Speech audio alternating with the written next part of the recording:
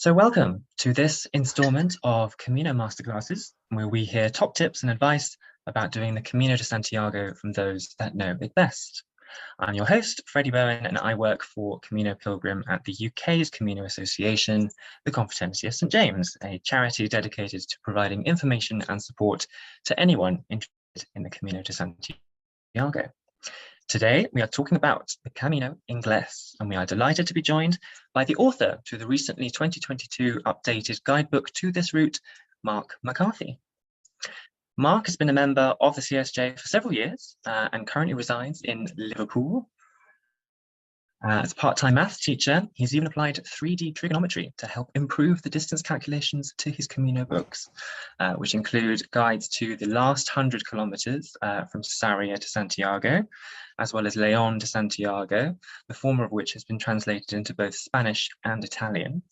And in 2020, he released his guidebook to the entire Camino Frances, which has been received extremely well, including on Dan Mullen's popular My Camino podcast. And he's also led pilgrim groups himself on the Camino and goes to Lourdes every year. So to start us off, Mark will be taking us through the route from both its possible start points, Ferrol and A Coruña, after which we'll open up for an audience Q&A session to take us up to the hour mark. And for those of you joining us live today, you can submit your questions at any time from now, either in the chat, and we'll come to you a little later on, or by using the raise hand button. And we'll get through as many questions as we can, but in case we don't have time, we'll make sure to email you an answer. And a recording of today will also be made available. Adding to the expertise today, we are also blessed to be joined by our very own Kimberly Saywood, who walked this route from Ferrol in 2019. And I believe I saw just appeared Robin Dawkins, the chair of the CSJ, who has walked from both Ferrol and A Coruña, and is now actually working on establishing UK sections of the Camino Ingles in partnership with the A Coruña Province Council. Huge welcome to you all. Thanks so much for doing this for us. Mark, over to you. Okay, can everybody hear me okay? Yes. Great, okay, I'll start sharing the screen now. Okay, so welcome to this presentation on the Camino Ingles. Now, the Camino Ingles is known as the English Way of St. James. However, the English Way of St. James can trace its way back to the early Middle Ages, when pilgrims from all over Northern Europe would make a perilous sea journey to Galician ports of A Coruña, Ferrol, Ribadeo, and Vivero in order to make pilgrimage to the remains of St. James the Apostle in Santiago. Now, the Ribadeo and Vivero are not part of this discussion. They are part of a new Camino, the Camino de Mar. So we're going to focus particularly on Ferrol, but also the Camino from A Coruña. Although it's commonly referred to as the English Way, it could equally have been called the Scandinavian Way, the Irish Way, the Welsh Way, the Scottish Way.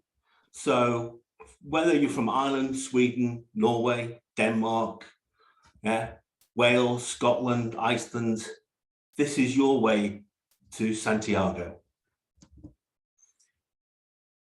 A small aside on this is that the Guinness Brewery in Dublin is famously known as the St. James's Gate Brewery.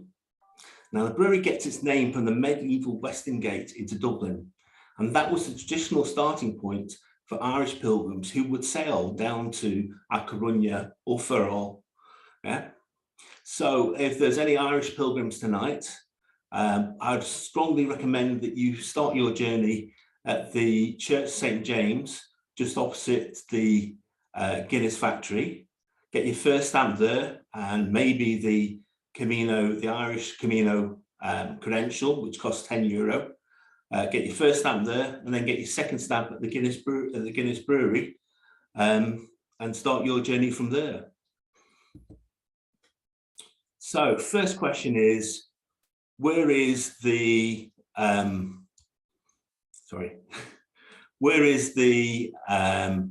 Ingles? Well, the Camino Ingles is in Galicia, and Galicia is the top left-hand corner of Spain. So it's also the wettest area of Spain, and it rains on average 1 in every 3 days. So whatever Camino you walk to Santiago, always make sure you've got good rain gear.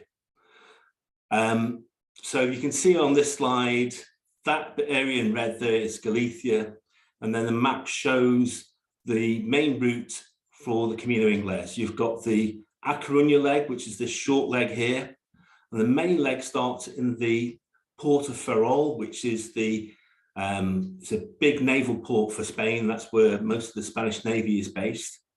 You start there, you walk up to this place called Neda, and that's normally the first day. It's a short day. And then the second day is normally from Neda to this beautiful coastal town called Pontedume. You can walk the whole distance in one day. If you follow the whole route, it's over 30 kilometers, and I wouldn't recommend anybody to walk 30 kilometers on the first day on any Camino, although some people do it. There is a shortcut across a railway bridge, which will allow you to do just 25 kilometers to Pontedume. And that's important whether you want to do a 5 or 6 day Camino. The next stage is from Pontedume to probably the nicest place on the whole trip is Betanzos, which is a really beautiful town. Again, this is very much countryside. From Betanzos, you then move on to a tiny hamlet called Hospital de Bruma, and that's a long, hard day with a big climb in it. And then the 5th day is from Hospital Bruma to a place called Sigero, which is not far from Santiago, and in effect is a suburb of Santiago. You do have, on the 6th day, you do have a little bit of country walking, but large part of the 6th day is the walking to Santiago, which not super, but it's okay.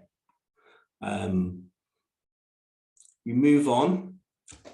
For a lot of people, the choice will be between walking the Camino Francés from Seria or the Camino Portugués from Tui to Santiago. So these are all similar length, 1 week type Caminos. So how does it compare with the Camino Francés from Seria, which is the most popular route by quite some margin? First thing I'd say is that for Camino Ingles, I would always recommend doing it in 6 days rather than 5 days. It is possible to do it in 5 days, but I think you lose something by doing it in 5 days unless you're extremely fit. And I just wouldn't recommend it.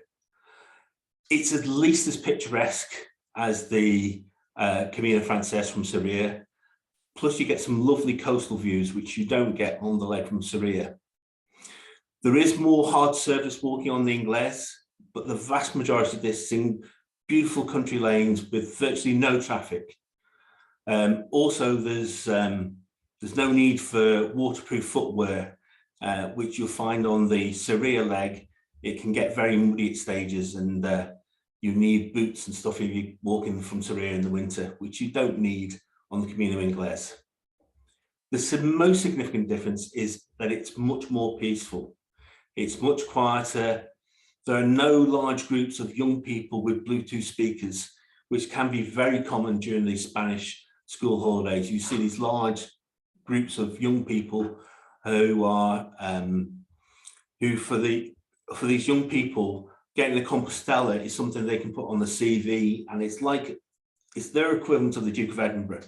So it's a rite of passage for somebody who's a young person, but it does mean during school holidays, there's huge groups of young people, and some of them aren't very good at being quiet and being peaceful. The Camino Ingles isn't as well facilitized with bars and accommodation options, so there isn't as many options to cut it into a different number of days. And there are long stretches, some above 13 kilometers without any bars, so it can be useful to carry more water and more snacks along the way.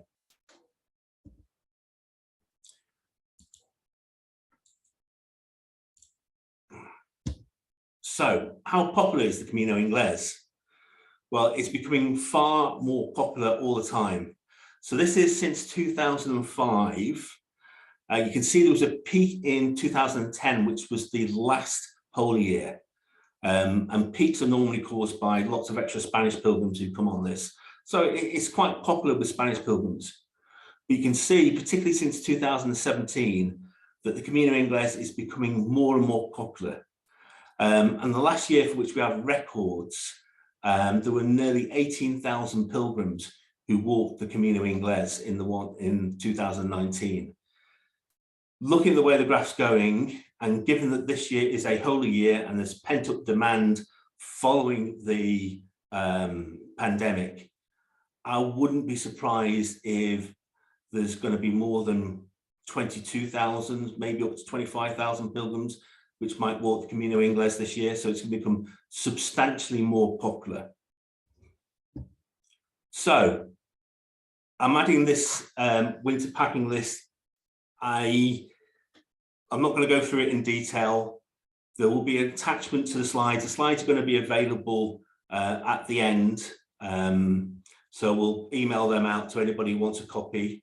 And I'll, as part of that, I'll email out the spreadsheet I have, which I use for my packing list with weights and stuff like that. But roughly, this is for a winter Camino, and it says that with a big pack, it will be about 7.8 kilos. So in a summer, you're probably looking at about 6.5 kilos. And that's with 3 sets of clothes, because a lot of people recommend just going 2 sets of clothes. I personally recommend 3 sets of clothes, because you don't know whether there's going to be washing facilities every night, or if they're going to be, if you can actually dry you, is bad weather. So I always like to go with 3 sets of clothes. Now, one of the big questions is, should you ship your pack or carry your pack? Well, there are some pilgrims who believe to be a true pilgrim, you must carry your own pack. Now, personally, I have a problem with this concept of being a true pilgrim. I am religious, and I believe that pilgrimage is a gift from God, not something we do to earn God's favor. So this is a gift, and whether you carry a pack or not isn't relevant to whether you have this spiritual experience. Yeah, God's giving you the spiritual experience. So I don't think you need to carry your pack to have a proper pilgrimage. I'm very much on that field of things. However, having said that, I normally carry my own pack because I like the freedom it gives me. It allows you to pick and choose how far you're going to walk each day. But on a short pilgrimage like this, many people will book their accommodation. And if you've already booked their accommodation, there's very little point in carrying your own pack, because you know where you're going to go, and you don't need the freedom. On the Camino Ingles, there's currently only one supplier, and that's the Spanish post office called Correos. And currently, they don't have any bag transfer service on the A Coruña leg. So we're hoping that might get restored, and we're hoping there's going to be more suppliers who come back onto this route in the summer, because there's going to be a lot more people on it, and that will hopefully attract a few more suppliers and keep the price down. But the Correos service is excellent. And you can pre-book it, prepay for it, and you can pre-print the list with all the accommodation you're going to stay at. So you just have one label, and you can stick that on your bag at the beginning of the week, and all the magic then happens for you. So the Correos service is very, very good, and you can see the link there, which will be available in the slides. Next question is when to walk. Well, the main pilgrimage season is from the beginning of April to the to the school holidays in October. And that's when most of the pilgrims walk. Outside of that, you have winter pilgrimages, which are completely doable on the Camino Ingles, because the municipal, the Junta albergue stay open. Yeah, it's quite possible to do a very solitary, quiet, but very, I think a bit more spiritual pilgrimage in the winter. But most people will go for the good weather, with the peak month being August. However, the peak week for the Camino Ingles is normally the third week of July, coming up to the Feast of St. James. So you can walk into Santiago and enjoy the festivities on the Feast of St. James, which are pretty amazing. However, it means that all the accommodation is it's under pressure. And if you do choose to go in August, or you do choose to go in time for the Feast of St. James, I would book all your accommodation prior to going, because otherwise you might have to sleep outdoors or sleep in a hall or somewhere like that. This year, the peak, we think, is going to be August 3rd to August the 7th, because there's a European youth pilgrimage being organised coming into Santiago. It's going to be mainly on the Camino Frances, but it means all the accommodation in Santiago is going to be basically booked up, because we believe the Pope is going to join that pilgrimage. Now, from what I understand, that's not yet confirmed, but it's likely to get confirmed Holy Week whether the Pope is going to go to Santiago during that week. The other thing you can see from this chart is that 95% of all pilgrims on the Camino Ingles start in Ferrol, which I think is a personal shame, because I think the A Coruña route is actually is nicer, and A Coruña is a nicer town. But I think people aren't used to, they're not sure what to do to be able to qualify for Compostela and walk the A Coruña route. So we'll go through that a little bit later. Okay, looking at the stages, this is the first stage, or the first two stages, depending how you do it. And I would recommend doing this in 2 stages. So it starts off in Ferrol, right down by the harbour. So you can imagine you've just come off the boat from England and just walked up the steps, and there is the first granite marker which starts the way of St. James for the Camino Ingles. And right next door to it is a pilgrim tourist office, which will give you your first stamp. And if you haven't got credentials, you can buy your credentials there for €2. From there, it's fairly well waymarked out of town, apart from that first right turn. You just got to keep an eye out for that. And most of the time, even if you do get lost, you can just pick it up through Google Maps where you're going to, because you're just basically following the coast all the way around. And it's quite a nice walking out of towns and big cities is normally not so nice, but this is a nice walk, because you're just basically walking down by the bay. And you walk all the way around, and it's about 15 kilometers, and you come to a double hoop bridge, and then the albergue is not actually in Neda, it's just as you come, literally as you come across the bridge. And that's a lovely albergue to stay there. Then the next day, you can walk through Neda, through Fene, and then you get really out in the countryside, down.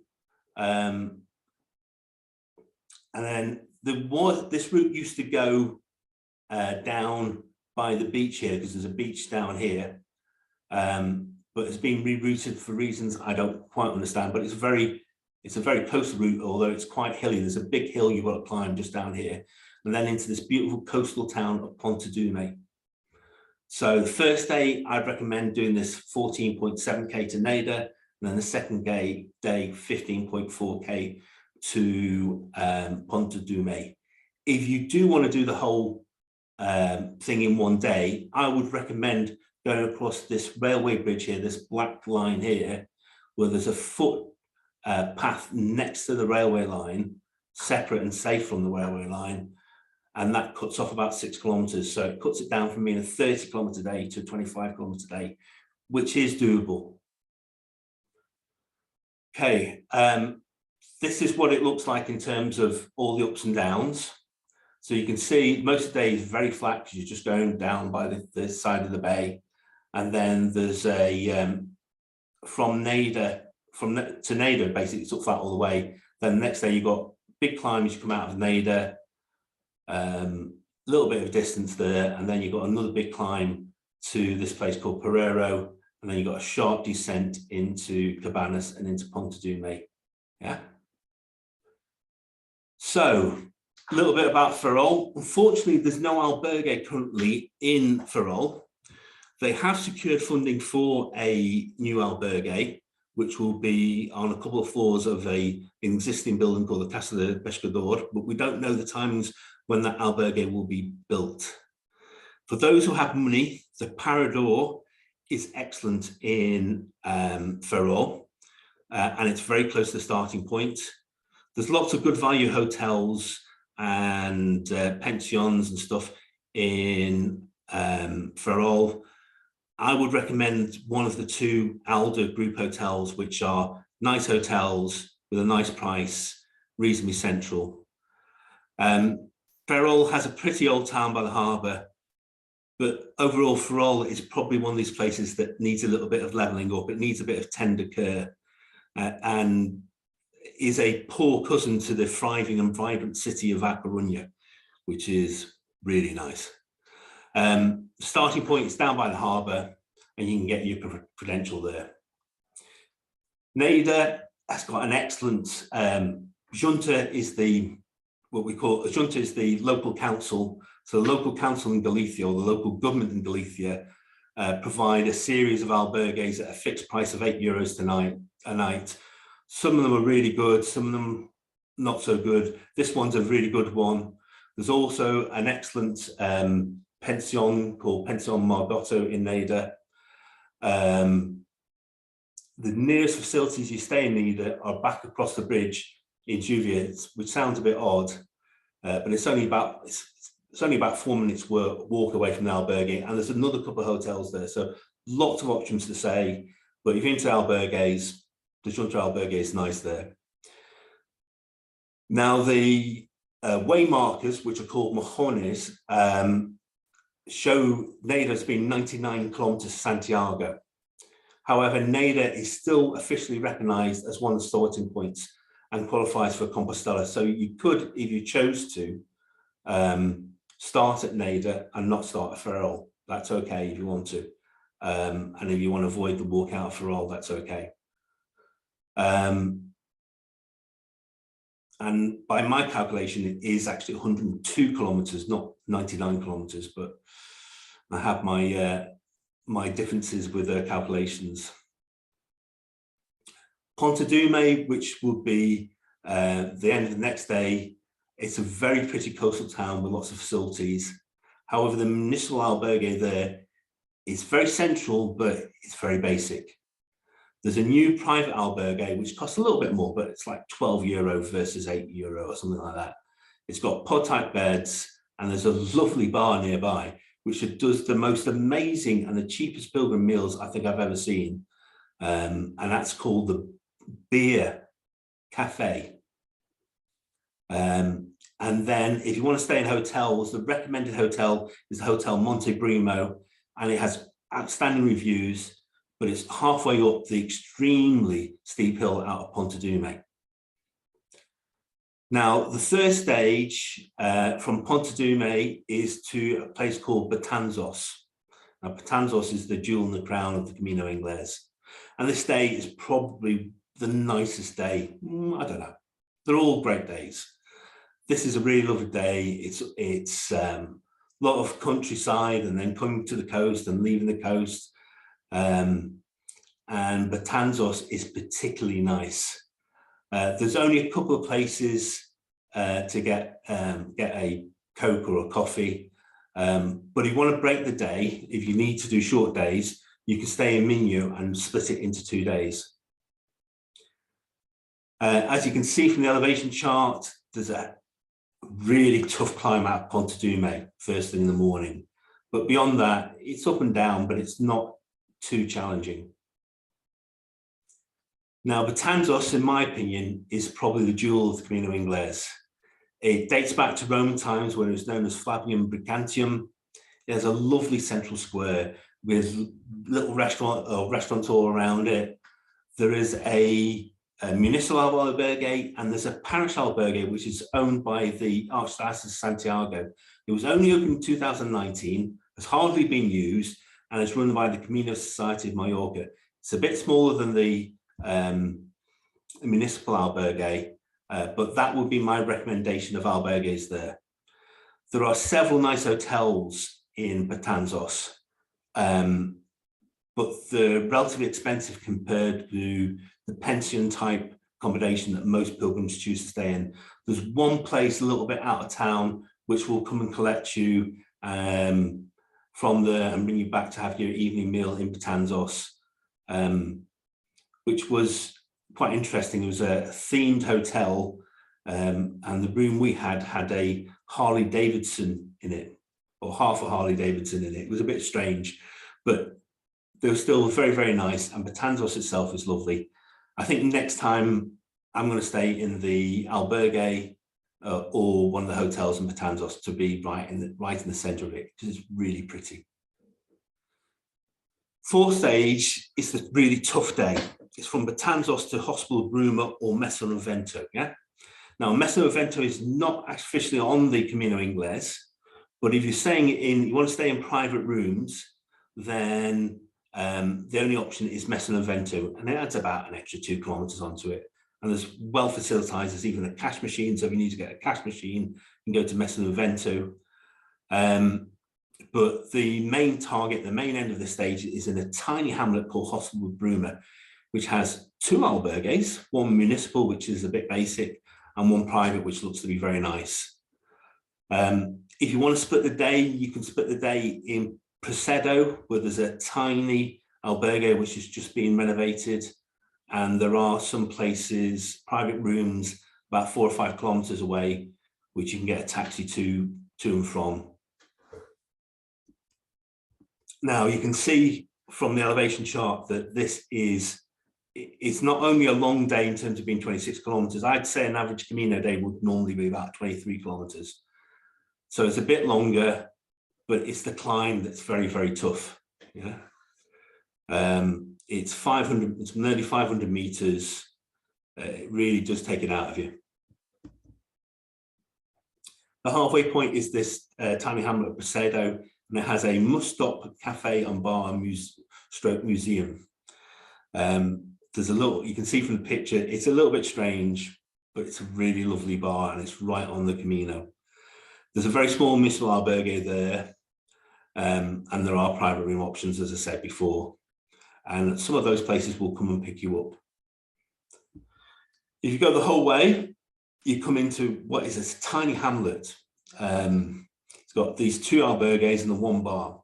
Now, this 1 bar, Bar Grania, does a really nice pilgrim meal, and it's just €9, when most pilgrim meals are about €12 these days. I would say that I'll go for the private albergue rather than the municipal one, because it's quite basic. It's okay, and it's open all year. Now, just before Bruma, both legs of the Camino Ingles meet at the excellent and very welcoming Bar Avelina, which is I think is a must-stop.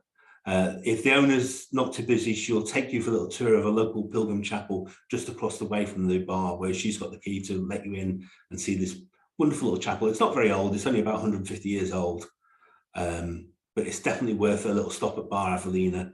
The welcome's great there, and she might make you sign the pilgrim's book there. It's very charming. The alternative, if you want a private room, is Mesonavento. It adds about an extra 2 kilometers on to get there and rejoin the main Camino, but it's quite easy. It has a hotel, which is used by both pilgrims and truckers, because there's a big truck stop. There's 2 nice B&Bs, there's a small shop, a pharmacy, and even an ATM, which is useful to know. This is the only option if you want a private room on this leg. So you just got to come off the Camino. In fact, it's even easier than that. You just carry on up to Mesonavento and don't turn off to Hospital Bruma. And then joining back again is fairly simple. 5th stage is from Hospital Bruma to a place called Sigero. Again, this is a long day, 25 kilometers. That's a long day. You can break it in half at a place called Utero, where there's an albergue and some private accommodation, or you can go into Ordes, which has basically all facilities. Again, if you need a cash machine, you can go into Ordez. The one thing I would say is that this alternative route is the old route, which isn't waymarked, but it's a much nicer route than this route down by the road. This basically takes you through a forest, and this takes you by the road. I don't know why they changed it. I've got no idea. Seguero's effectively a suburb of Santiago. It's a town in its own right. So you've got all facilities there. This is a nice day, but again, not a lot of facilities, not a lot of places to stay. Make sure you have water and something to nibble on as well. As you can see, it's not too demanding in terms of ups and downs. It's generally drifting downwards with occasional up.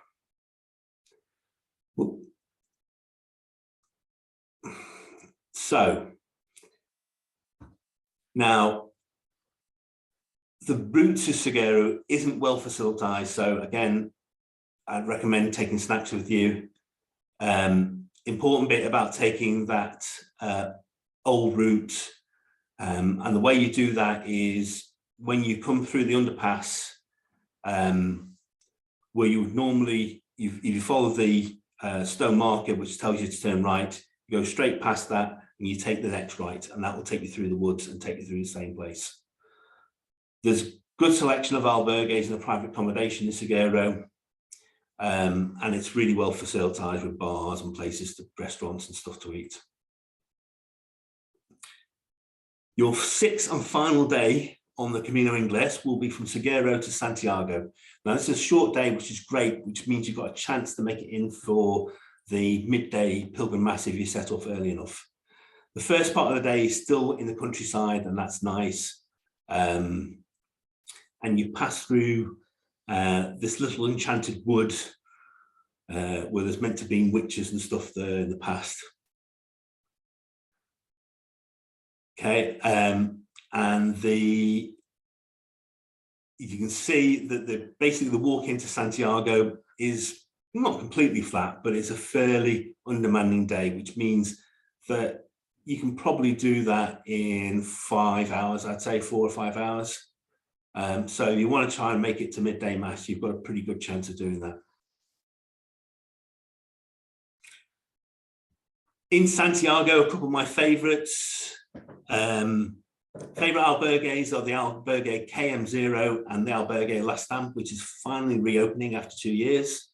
Favorite hotel is the Hospederia San Martin Piñaro, which has a pilgrim rate of 25 euros, including breakfast. I mean, it's a nice breakfast. Favorite things to do in Santiago, for me, I really like the Pilgrimage Museum.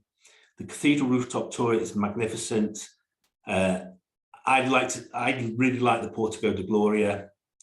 One thing you must do is go to the pilgrim mass in the cathedral, and hopefully the Botafumeiro will be swinging.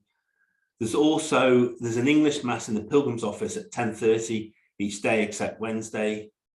And of course, I always think it's very important to visit the bones of St. James in the crypt of the cathedral.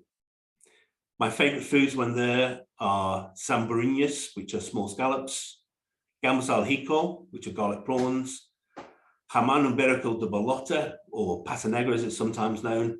That's Spanish Parma ham, but well, it's much better than Parma ham. And the Ulloa cheese, which is the very creamy Galician cheese. Favorite wines, white wine is Albarino, which is a Galician wine, and red wine is Bierzo, which is one of the red wine districts right next to Galicia.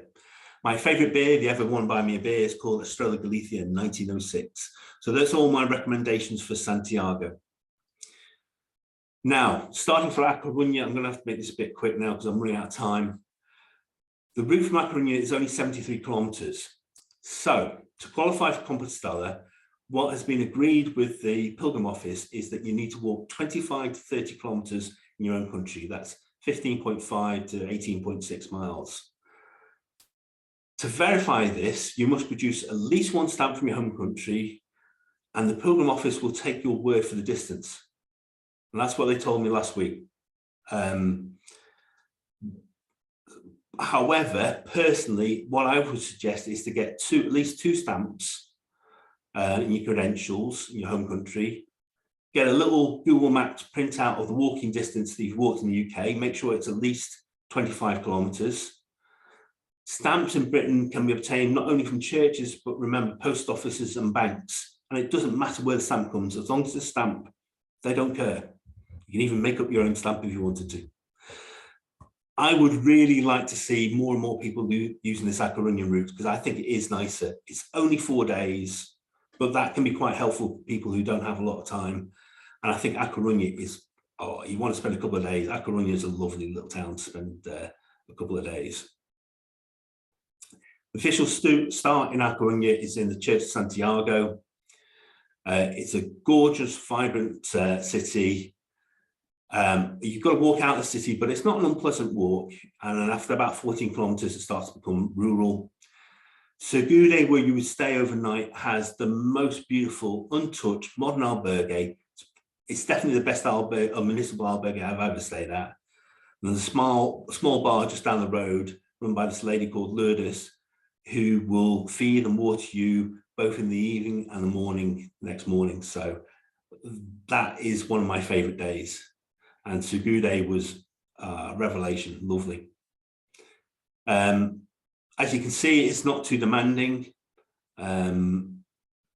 It's 20 kilometers, there's one big climb, that's about it.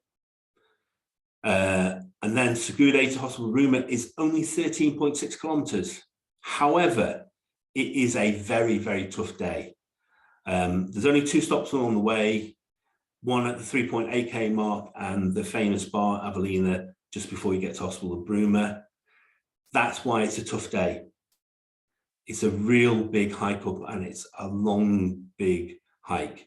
At peaks at about 20%. It's really quite tough. Right, I've included a set of vlogs which I like. There's a Canadian lady called Sarah Duma. There's an American guy called Efren Gonzalez. He does the most amazing drone shots, and you get to see places that you visited in ways you've not seen them before. And then there's a very practical, very useful set of vlogs from Julia, who's an English lady who's done some vlogs, particularly one on the Camino Ingles. So you can either watch them in advance, or if you don't want to watch them in advance, you can watch them afterwards and relive the experience. How to get there from the southeast? My recommendation is there's a vueling flight from Gatwick to Santiago. It goes, from Gatwick to A Coruña, which goes on Wednesdays, Fridays, and Sundays.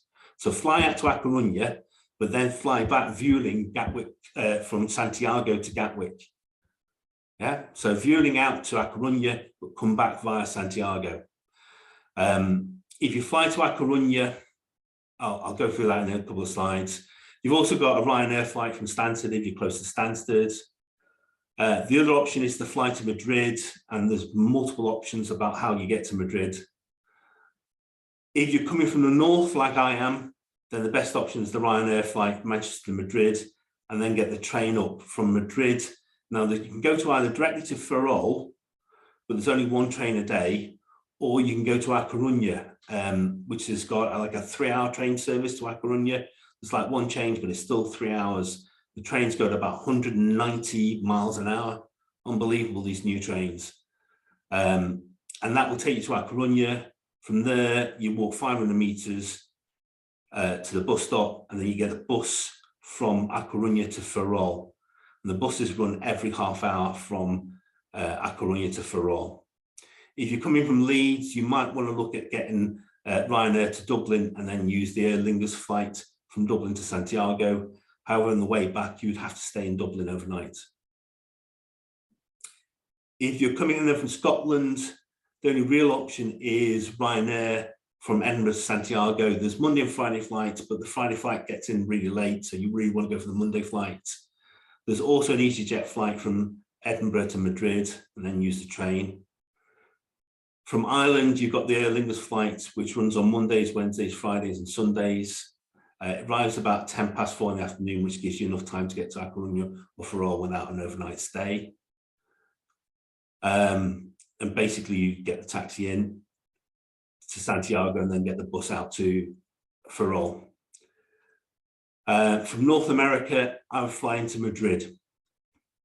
Here I've included how to get from Madrid to Ferrol or A Coruña and all the details to do that, but you can get that from the slide deck. How to get to Santiago, A Coruña, again, there's detail there you can have a look at. I think that probably, I need to close it off now because we need some time for some questions. Brilliant. Thank you very much for that, Mark. Really, really good in-depth look at both variants of the route. Really, really interesting. And yes, as Mark says, we're going to make those slides available to you all after today. So if you weren't taking notes, then no problem. All the information will be with you tomorrow. Okay, so we have some questions, which I will just take in order that they were sent in. First from Tim. He says, "Hi Mark, I'm walking the Ingles from Ferrol in April. What's the best way to get from Santander to Ferrol?"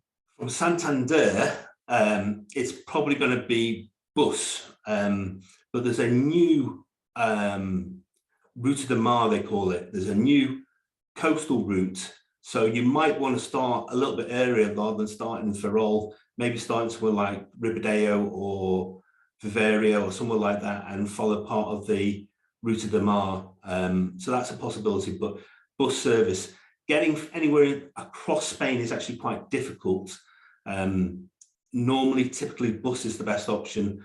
The ultimate option is you'd have to get the train down to Santander and then the train back up again, which is not, it's from Santander down to Madrid and then Madrid outwards, because most of the Spanish infrastructure basically rotates out of Madrid. So Madrid's at the center and then it spikes up, so the people travel in and out of Madrid to get to different parts of Spain. But I'm pretty sure there's a bus service which will get you most of the way to Ferrol. The next question, I think you've covered it really, but it was just a question from John about the frequency and quality of the albergues along the English way and how they compare to the Francés and Portuguese. But I think he's just put in the chat that you've answered that for him, so we can just carry on. Bob K in Arizona says, "Hello Mark, what is the best way to get to Ferrol from Madrid?" I think you've answered this one as well. He's arriving in the US in a couple of weeks. So I think the best way is that you fly into Madrid and you can then you can get the train service, which is free as part of your main railway ticket from Madrid to Ferrol or Madrid to A Coruña.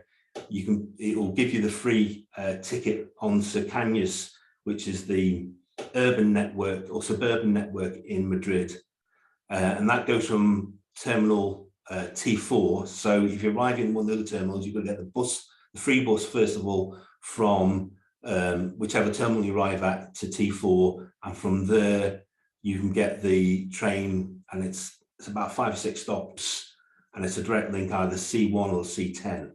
However, what I normally do is I cheat, because I arrive in T1, think I can't be bothered getting the train, I'll rock out the door, drop into a taxi, and I get a taxi to Madrid Charmatan. It's a fixed price of €30, but it's a lot easier, and you get there in 20 minutes. So, being honest, I get a taxi. It's €30. I don't have to spend it, but it's more convenient. Great, good tip. Tim again says he's interested in facilities for camping at albergues. Generally, it's not allowed. However, I suspect this year, because there's going to be so much pressure in August, that they will allow camping. I have seen it allowed at certain albergues when they've been just completely overwhelmed. But it's generally, while camping is not allowed in Spain, and carrying a tent is an extra 2 kilos. It's a lot. So my advice is enjoy the albergue. enjoy the proper bed. Yeah. And David asks if you have been to the Iglesia de Santiago in A Coruña, and do you know if you can get a stamp there? Yeah, you go. They normally have mass about 6:30 in the evening, something like that. 6:30 or 7:30. I can't remember. It's 6:30 or 7:30. Just go in a little bit early, and they're having rosary, and then in the in the vestry, just knock on the door, and in there they've got a little desk with the stamp in, and you get a stamp there. Yes, I don't think it's not sort of readily available, is it? You do have to sort of, yeah. Yeah, it's best to get there when there's a service, because it's normally locked. So best to go just before the mass. They open up half an hour before the mass for a rosary. Great. Sue Hemmings asks, she's thinking more of 12 days for the Camino Ingles because she's nursing a knee. Is it feasible to split into very short stages? If you're prepared to stay in albergues, then that's absolutely possible. So you can basically split each day into half. And I hope I try to point that out into the presentation. There's halfway point. Well, there is a halfway point at each stage. So you can split it into 12 days if you wanted to, yes. Great. Maybe with 11 days, because even the 12th, even the last day you could split as well. Good. John Lloyd asks, on 2 previous Caminos, I found accommodation as I went along. Can I get away with that on the Ingles? He's walking from April the 2nd to the 12th, so deliberately avoiding the Easter week. But do you think it might be busy still? I think you'd be okay. I'm sure, but I've just done it and without problem. So as long as you're avoiding Easter week, you should be okay. Great. Caroline was a bit unsure about spelling that pesky Gallego spelling, but yes. With the umlaut and stuff. Oh. Gueiro. Yes, it's quite tricky, that one. I need new glasses, Caroline, I tell you. Matthew Wilkes asks, have the Gatwick Santiago EasyJet flight stopped with the train up to Ferrol? Is that an option? Yeah, no. So you can still do that. I think I did that. EasyJet flights have, yeah. The EasyJet flights are still on, yeah.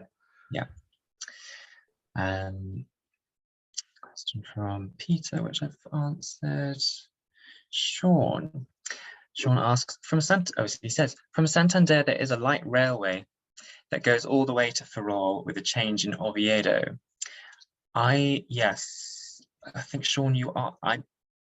Yes, it's always been there. I don't know if you know more about this, Mark, than I do, but I've heard that is being discontinued. Is that right? Have you heard that too? I've not heard that. It sounds a good option if you've got it.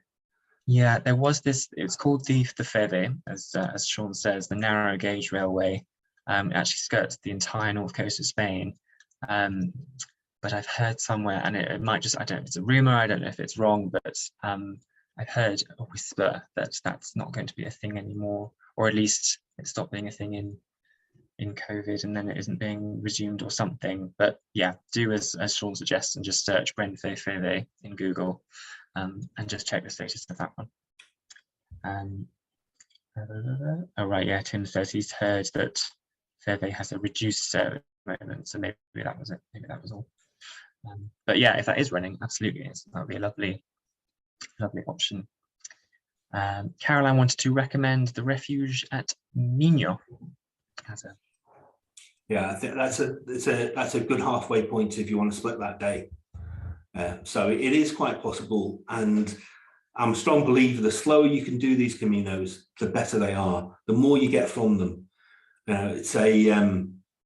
The people who race the Caminos generally don't get as much from them as the people who take it slowly. Indeed, yes. And speaking of taking it slowly, Caroline is right. The narrow gauge railway, if it's running, it's a very long journey. It is quite slow because it's a narrow gauge railway. But if you have the time and the inclination, then it's a good option for that. Okay, well, that's all of the questions that have come in the chat so far. I'm just going to do a sweep to see if anybody is waving at me. Robin Dawkins is waving at me. Hi, Robin. Mark, you've mentioned a couple of times the big steep hill Yeah. by the Lake Bruma. Now, a few years back, you had to go to the Bar Giulia, then that was a real big steep climb. But I thought, had been diverted to avoid that big hill. So you've got a slightly longer day, but much more gentle.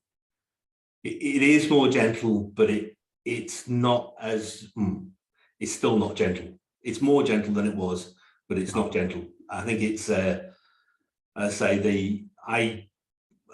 calculated it peaks at about 20% if you're coming from Sergude, you're coming that way. But I do know they have rerouted it to make it like slightly more gentle. That's, I think, the official route with brand new granite way markers, and there's also an albergue on the way and a nice cafeteria. So I haven't looked at a recent guidebook since 2019, but it certainly looked to me as if that was now the official way. There's another question. What kind of folks do you meet on this route? I think recently it's been a lot of Spanish, but that's because most Caminos are being full of Spanish and not international. It's a real wide variety of people that you'll meet on this route. I think if you go Sarria to Santiago, it's very dominated with Spanish. This is got quite a lot of Spanish, but it's not dominated. It's a real good mix of people. What did you guys find, Kimberly and Robin? I just want to say that it was really interesting. I walked the first week of October in 2019, and we basically heard and saw that pilgrim season ends the week before we got there. There were no pilgrim meals. We always got food. It wasn't that, but the pilgrim meals had been discontinued, and there were days when we saw no other pilgrims, and there were days when we saw some other pilgrims. I think my highlight was coming out of Betanzos, which was also a wonderful place for me. And people were pouring out of the accommodations and walking up the hill together. And that was the only day I experienced that.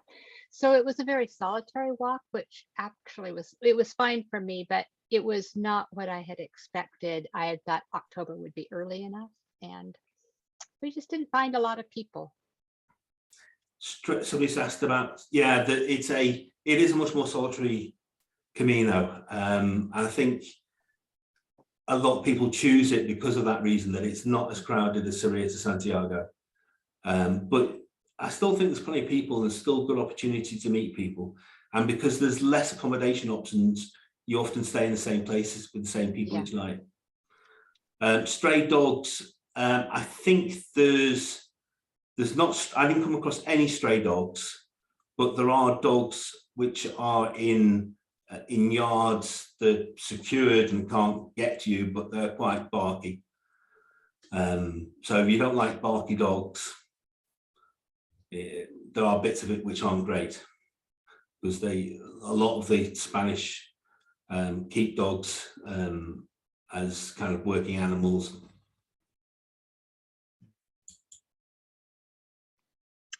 I see a hand from Mary's iPad.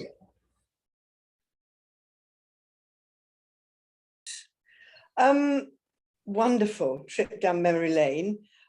Sorry that Julia's not there, because she was amazing, that place that we stopped at. Is it the next place is Maison de Vento, that's just off the Camino? Is that the name of it, with the hotel on it? Yeah, that's it, Maison de Vento. Is that hotel still run by Antonio and his family? I believe it is. I think because he is a saint. He's wonderful. And we have a member of the confraternity who's actually nearly 90 now, but her dream was to walk to Santiago, and she managed to do 50K because of Antonio, who took her to his hotel. Every day she walked a little bit. He went and got her, brought her back, took her back to that point. and she did 50K. And he was just an absolute wonderful man. He was very helpful when I did the Camino as well. I think it's the same guy. He does seem to be very, very helpful. And the Right. good thing about the Kmart is that you can actually get your washing done there. Exactly. And they speak English. They speak English. And he's been renovating rooms. He closed some rooms in October, so he's renovated some of the rooms. So it should be quite a nice place to stay again. Yeah, it was. It's a nice. Antonio has retired. The mum and dad have retired, but the son still runs the taxi service, as I understand it, and it's the one opposite the Canima, the other side of the road. But very, very good. I think the son is still there, ferrying people back and forth when you call him. Right. Yeah. They were willing to pick us up at the Cafe Avelina. In fact, they asked, please don't walk through the busy road. Just let us come and get you for that last mile. And then we'll show you how to walk back to the Camino the next day. So they were lovely. Right. You can't ask more than that. There we go. Yes, Matthew Wilkes has said that the 2022 edition of the John Brierley guidebook to the Camino Ingles lists Antonio Jr. as the contact. Right. So I've got a question about how wet it was. Yeah, which is a fitting final question for this Camino, given that it is all contained in Galicia, which is one of the wettest places in the universe. Yes, how wet was it? How wet was it? It wasn't too wet. But you've got to think that at least 1 in 3 days in Galicia it rains. It is the rainiest part of Spain. You have to have good rain gear, and I think it's unfortunately it's part of the Camino experience. You're going to get some rain along the way. You just got to kind of accept it. It's part of the experience. But most of the time, it was actually quite nice. And when it is nice, it's really nice. Is that it? Oh, one more. Sean says, just to clarify, the Ferrol branch has been the Ferrol branch has been rerouted to bypass Casa Julia and the Big Hill. It is still a significant climb in height, but over a longer distance. It actually makes that stage shorter than it was. When coming from A Coruña, you climb the same escarpment towards Bruma, but from a different angle. And I believe that this is the hill that Mark calculated at 20% in places. That's correct. So it's 20% is still fairly significant. Orison is about 30%, and that's the steepest part of any Camino I've come across. But I'd still recommend that A Coruña route. So if I can get anything out of today, is I'd really like to try and get some people to walk from A Coruña. It's a really lovely stuff, and if anybody needs any help planning that, I'm more than happy to help, because I think it's a route that needs a little bit of a push. Yes, indeed. Yeah, and further to what Mark was saying earlier about getting stamps and kind of proving your UK section of the Camino Ingles, or the bit of the Camino that you've done at home before traveling to A Coruña and doing the rest of the mileage. We at the CSJ are happy to write letters to vouch for you if you are worried. As Mark has found out from the Pilgrim Office, it's all fine so long as you have a stamp, then it should be fine. But just in case you wanted an extra bit of paper from Confraternity of St James, who they know us and they trust us to vouch for you, then we've been doing that for pilgrims so far this year, and are happy to continue doing so. Squeeze in one last question. Go on then, from John. Is it tougher than the first stage of the front test? I'm assuming it's that bit we were just talking about. It's not. Nothing tougher than that. Nothing. It's tough, but it's not as tough as going up to Orison. Perfect. Alrighty, well, that seems to be an end to the questions. Of course, if you think of other questions, you can always email us and I can forward them on to Mark and get your response. But we will be sending around all of his slides from earlier to all of you, probably tomorrow morning. So there's plenty of information there. But it is 8 o'clock. So that is all we have time for today. Thank you so much for joining us. We hope it's been useful. Of course, a huge thank you to Kimberly and to Robin, and of course to Mark for all of your expertise and your generous time in putting all of that information together so brilliantly. Next time, and for the last time this series, we will be hearing again from the much admired John Briley, this time all about the Camino Portugues, encompassing the central, coastal and spiritual variants that are possible when setting off from Porto. And that is next week, 7th of March, same time. And remember, all of our masterclass series is available through our website at caminopilgrim.org/events, including sessions on how to prepare the Camino Francés, Camino del Norte, and the Via de la Plata. In the meantime, thank you so much for joining us again, everyone. See you soon. Stay safe. Buen Camino. Buen Camino, everybody.